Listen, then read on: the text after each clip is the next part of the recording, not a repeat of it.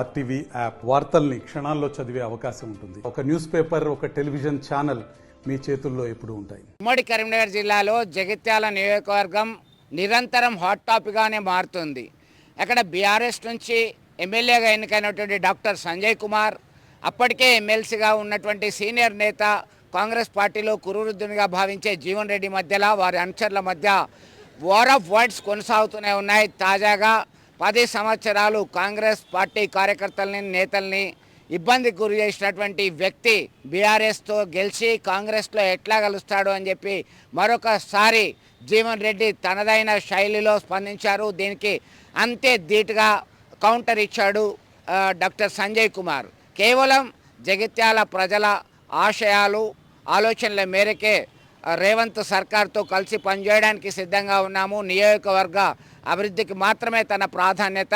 గతంలో ఎంపీ ఎలక్షన్స్ల సందర్భంలో కాంగ్రెస్ సీనియర్ నేత అయినటువంటి జీవన్ రెడ్డి బీఆర్ఎస్ పార్టీకి చెందినటువంటి వాళ్ళని ఎంపీపీలు, సర్పంచ్లను అందరినీ కూడా జాయిన్ చేసుకున్నప్పుడు ఎటుపోయింది ఈ జంపు జలానీల విషయం అనేది ఆయన గుర్తు చేయడం జరిగింది. దీంతో ఇటు కాంగ్రెస్ పార్టీ కార్యకర్తల్లో సీనియర్ కార్యకర్తలందరూ కూడా ఇటు జీవన్ రెడ్డి వైపు ఉండాలా, లేదంటే డాక్టర్ సంజయ్ కుమార్ వైపు వెళ్ళాలా అనేటువంటి డైలమాలో ఓడిపోయారు. వడకత్తర్లో పొకచెక్కలా నలిగిపోతున్నారు. ఇప్పటికే కొంతమంది కాంగ్రెస్ పార్టీలో ముందు నుంచి జీవన్ రెడ్డితో పాటు ఉన్నటువంటి మాజీ మున్సిపల్ చైర్పర్సన్ గిరి నాగభూషణ్ కావచ్చు, తాజా మాజీ చైర్పర్సన్, ఇతర కౌన్సిలర్లు అందరూ సైతం డాక్టర్ సంజయ్ పక్షాన చేరిపోయారు. దీంతో ఒకే పార్టీలో ఉన్నట్టా లేడట్టా, ఏ పార్టీలో ఉన్నాడు అని ఒకవైపు బీఆర్ఎస్ నేత ఎమ్మెల్సీ కల్వకుంట్ల కవిత సైతం జగిత్యాల కేంద్రంగా డాక్టర్ సంజయ్ కుమార్ని టార్గెట్ చేసి మాట్లాడడం జరిగింది. దీంతో స్వపక్షంలో విపక్షం అన్నిటినీ ఎదుర్కోవాల్సినటువంటి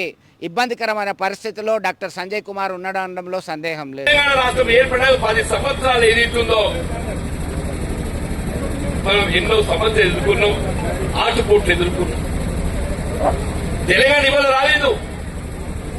2014 వచ్చి తెలంగాణ, ఇది 2025. 10 ఏళ్ళు గడిచింది తెలంగాణ. గత 10 సంవత్సరాలు ఏదైతుందో మనం ఆటుపోట్లు ఎదుర్కొన్నామంటూ నేను ఆనాడు ఏదైతుందో టీఆర్ఎస్ పార్టీకి చంద్రశేఖరరావు తెలంగాణ ఉద్యమ నాయకుడు భావించి ఏదైతుందో మరి ఆయనైతే పాలన బాగా చేస్తున్నాడని చెప్పడానికి అవకాశం ఇచ్చింది. 10 ఏళ్ళు ఏం చేసిండ్రు? వాళ్ళ దోపిడీకి పాల్పడ్డారు, అరాచకానికి పాల్పడ్డారు. పార్టీ గడిచిన 10 సంవత్సరాలు టీఆర్ఎస్ పార్టీ అరాచకాలను, టీఆర్ఎస్ పార్టీ దోపిడీలను అరికట్టే విధంగా పోరాటం చేసి ఎవరు అనంటే మా సోదర కాంగ్రెస్ కార్యకర్తలు అని చెప్పంటూ నేను రాష్ట్రంలో కాంగ్రెస్ ప్రభుత్వం అధికారం రావడం జరిగింది అని చెప్పంటే మా కాంగ్రెస్ కార్యకర్తల శ్రమ ఫలితం అని చెప్పంటూ నేను మీరు 10 సంవత్సరాలు చెమటోడ్చి టీఆర్ఎస్ పార్టీ దౌర్జన్యాలను ఎదిరించి ఏనాటికైనా మా పాలన కాంగ్రెస్ పార్టీ అధికారానికి వస్తుంది.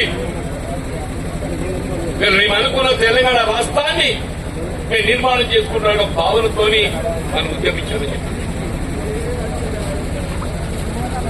వాళ్ళు ఏదైతే రైతు తల్లితో నాకున్న అనుబంధం మీకు తెలియదు కాదే. మన ఉదయం రాజకీయాలకు అతీతంగా న్యాయవాద వృత్తులు ఉన్నప్పటికెళ్ళి కూడా నాకు ఈ గ్రామంతో సంబంధం ఉంటారు.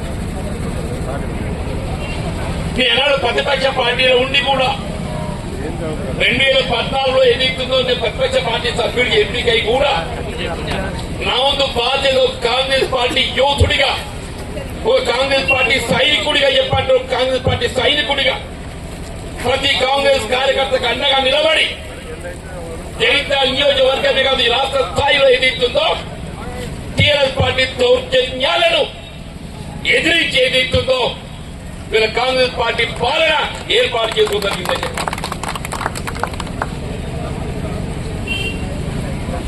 ఏం చెప్పేది? తాగునీటి సౌకర్యాలు 2 మంచి బాధలు అవుతున్నామే. ఈ భగీరథ నీళ్ళు హక్కులు నాకు తెలియదు కానీ నేను రేచపల్లిలో తాగుతా నీటి సౌకర్యం ఏర్పాటు చేసుకున్నామని చెప్పారంటే అది మన ఆనాడు మీ మద్దతుతో దయతో ఎమ్మెల్యే గెలవడము నాకున్న అవకాశంతో ఏదైతుందో ఈ బాధ్యత నిజమవుతామన్నా ఎల్లుండో మా శ్రీనివాసరెడ్డి ప్లాట్ పెడతా కొడుకు అమెరికా ఏం చెప్తాడు కదా శ్రీనివాసరెడ్డి ప్లాట్ పెట్ట అన్నట్టు రేపటి నాడు అయిన సందర్భంలో నేను ఇలా కోరుతా ఉన్నా ఇలా లింగంపేట కావచ్చు చుట్టుపక్కల ఇంకా కల్పని గ్రామాలని కలుపుదామని కొంత ప్రయత్నం చేసిన నేను దాన్ని అడ్డుకున్నారు. ఇక్కడ కూడా సానుకూలంగా ఇంతకుముందు చెప్పిన వెంకటరెడ్డి సార్ మేము వద్దంటే సార్ కలిపితే మంచిగా చేస్తాంటే ఒప్పుకోండి. నిజంగా చెప్పాలంటే ఇలా కలపడం వల్ల మనం ధరువులు అనేది 10 ఫీట్లు 12 ఫీట్ల మీద మనం పర్మిషన్ ఇచ్చాం. ఈడ కూడా మనం పోచమ్మ కొనుక్కోతే ఎంతున్నదే కానీ రేపు టిప్పర్ పోతుందా ఇవాళ అదృష్టం వచ్చిన రేపటి మీకు కూడా కారు కొనుక్కుంటారు చదువుకుంటారు బాగా ఆ పక్కల్లో కారు కొనుక్కుంటారు పోతుందా 2 కార్లు పోతే పోయేటట్టు కాలం మారింది కదా. ఎందుకంటే హనుమంతరావు వాకిలకి ఒక్కరికే కారు ఉండే అంతరం అక్కడ అటెనక మన రాజశేఖర గౌడ్ కొనుక్కోండి ఇప్పుడు 20 కార్లు అంతరం అక్కడ. కాలం మారింది. కాలాన్ని బట్టి మరి మనం కూడా మార్పు చేసుకోవాలి. అదే నేను 11 ఏళ్ళకి చెప్తున్నా. దాంట్లో మన లింగంపేట ప్రజలు కూడా సహకరించాలి. ఇది ఒక భాగం.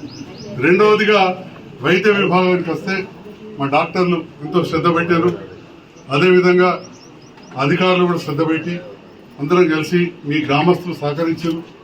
ఈ బిల్డింగ్ పాతబడిపోయి ఏదో నీళ్ళలో పెట్టారు మూలబడింటే మీరు అందరూ మాకు ఇచ్చారు. గ్రామస్తులందరికీ అధికారులకు మరొకసారి హృదయపూర్వక ధన్యవాదాలు.